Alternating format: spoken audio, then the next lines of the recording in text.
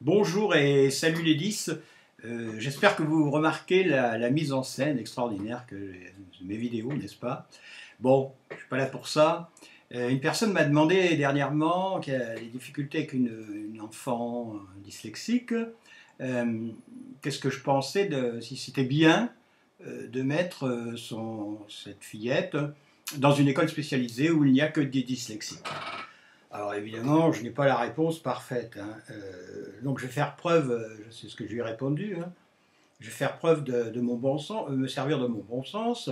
Euh, alors oui, se retrouver lorsqu'on est petit enfant qu'avec des dyslexiques, c'est sûr qu'on ne va pas se retrouver en difficulté comme à l'école ou avec les dits normaux. Les dyslexiques, tiens, il est dit normaux, c'est marrant, hein. Et je viens peut-être d'inventer un truc. Et donc, ça sera beaucoup plus facile. Ça, c'est l'avantage.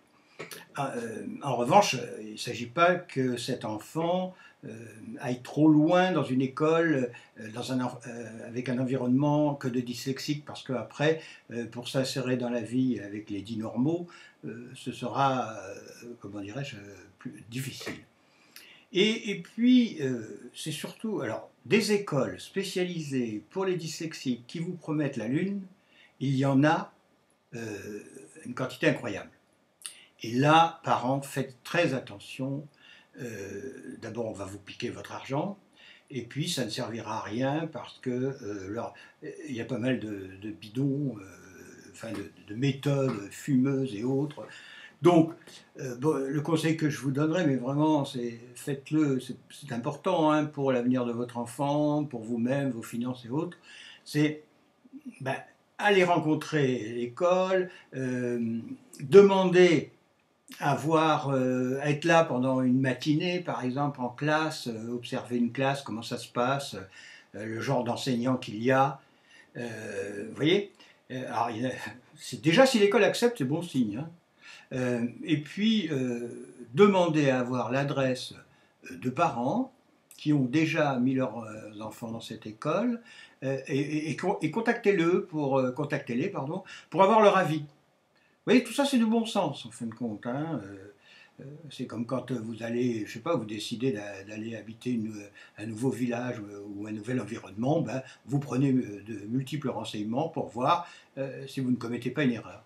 C'est très important parce que je le répète, hein, il y a, alors moi je ne connais pas d'école extraordinaire pour les 10 dyslexiques, ça existe sûrement, il y a des gens très motivés. Souvent la relation avec un 10 c'est plus facile en individuel, hein, en tête à tête, hein. Mais bon, ça doit exister, c'est sûr que ça existe. Mais il y a beaucoup de charlatanisme.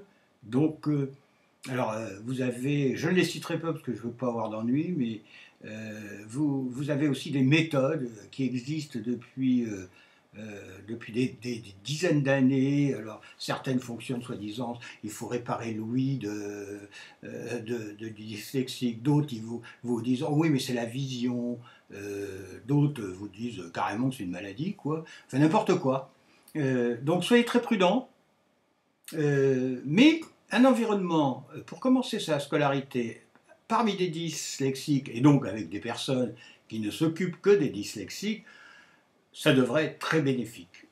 Voilà, c'était bon, hein, ma réponse. Je ne détiens pas la vérité, mais je dirais, méfiez-vous, quoi. À bientôt.